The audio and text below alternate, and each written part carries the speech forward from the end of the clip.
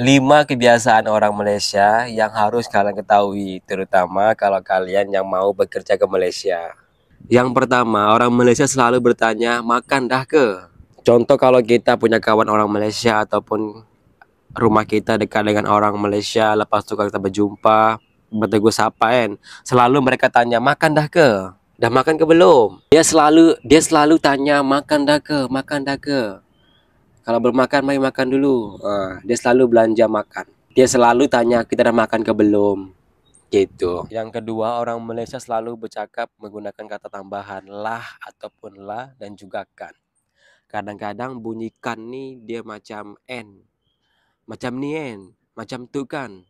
Ah, jadi nanti kalau kamu kerja ke Malaysia, kamu jangan kagok kalau ada orang bilang bercakap-cakap, yang inilah kan, yang itulah kan. N itu maksud dia kan, yang inilah kan, yang itulah kan. Lepas tu kalau kamu study di Malaysia ataupun ambil belajar di Malaysia, universiti ke apa ke kan, lepas tu orang-orang cikgu-cikgu tu kalau dia menjelaskan sesuatu, dia selalu menggunakan kata lah. Contoh, so macam ni lah keadaan yang kita perlu buat eksperimen. So jadi pada siang ini kita buat macam ni lah. Gitu. Macam ni lah, itulah. Yang pasti dia gunakan kata lah. Lah ini dia berbeza dengan lah. Ada perbezaan dia, tak sama. Contoh penggunaan kata lah ni gini. Jangan macam tu lah. Buat elok-elok je lah. Cakap je lah. Dia tak sama dengan lah. Yang lah ni dia macam meyakinkan. Contoh, jadi pada hari ini kita buat eksperimen mengenai biologi. Dia memang macam ni lah. Macam ni lah dengan macam ni lah berbeza. Dia ada makna yang berbeza lah. Yang lah ni dia macam selalu cikgu-cikgu gunakan, ataupun kalau korang kerja di kilang-kilang, bos-bos korang tu akan menjelaskan, selalu bilang lah, selalu cakap lah. So siang ini kita buat bekerja dekat area ni lah. So diharapkan kita semua dapat bekerja dengan selamat lah. Gitu. Yang ketiga, orang Malaysia selalu bilang jemput makan. Kemudian jawapannya ialah makan-makan, bismillah, bismillah. Contoh macam ni. Roy ada kawan Roy. Roy tengah makan. Roy bilang ke dia, jemput makan. Jemput tu maksud dia undang. Jadi di Malaysia kalau ada kenduri pesta, dia tidak bilang undangan ataupun undang. Dia bilang jemput.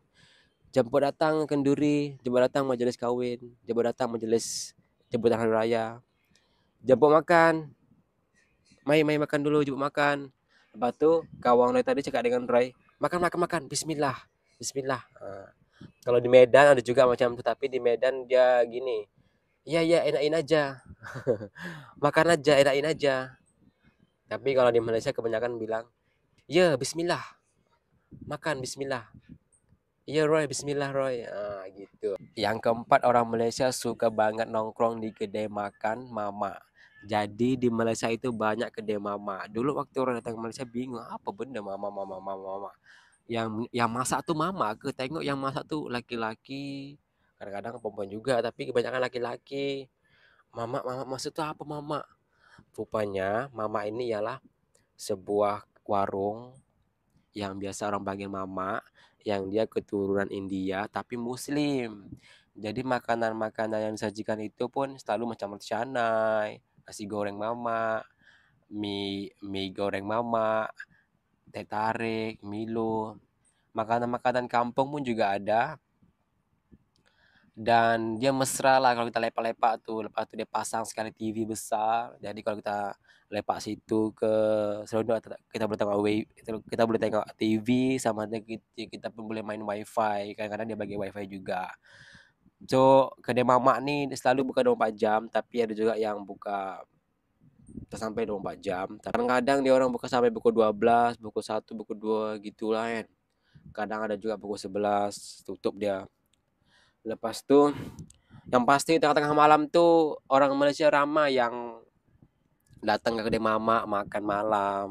Kadang-kadang lepak-lepak, anak-anak muda yang lepak-lepak. Kadang-kadang bapak pun juga lepak-lepak minum teh tarik ke kopi ke apa kan. Dan juga orang-orang TKI pun ramai juga yang datang ke kedai mamak itu pas bila si biryani ke dan lain-lain. Yang pasti memang sangat-sangat best untuk nongkrong ataupun lepak. Nongkrong nih kalau di Malaysia panggil lepak atau yang kelima ialah nasi lemak bila-bila masak ada. Jadi kalau di Indonesia nasi lemak itu selalunya pagi-pagi. Nasi lemak ini kalau di Indonesia selalu juga panggil nasi gurih. Cumanya ada perbedaan sedikit lah macam sambal dia apa nih lauk-lauk dia berbeza sedikit. Tapi yang easily sama-sama nasi lemak. Kalau di Indonesia selalunya pagi lah selalunya sarapan. Tapi kalau di Malaysia dia tak kira pagi ke siang ke petang ke malam ada selalu. Ya, ada juga orang meniaga. Tapi yang pagi-pagi itu memang banyak lah kalau orang pergi masa-masa kawasan kampung ke memang setiap seleko ada, setiap lorong, setiap tekongan ada orang jualan nasi lemak. Yang paling best sekali kadang-kadang dia orang ada buat portion RM1. Nasi lemak tuh dia bungkus, satu bungkus itu RM1. Saya pernah beli nasi, sambal, telur rebus potong. Lepas tu dia bagi ikan bilis dengan kacang tanah. Dia buat portion RM1. Kenyang juga, berbaloi juga kan. Senang kalau budak-budak sekolah nak sarapan kan. Tak sampai nak masak ke beli yang tu ya, dah kenyang dah. Sama ada kalau kita pekerja kan, beli yang tu pun dah kenyang dah. Kalau kita nak extra sikit beli lauk-lauk dia lagi. Kenyang dah. Bihun goreng ke apa ke kan. Jadi di Malaysia tak kira ke pagi siang malam ke ada juga orang meniaga nasi lemak. Bahkan dekat airport pun ada juga dia meniaga nasi lemak.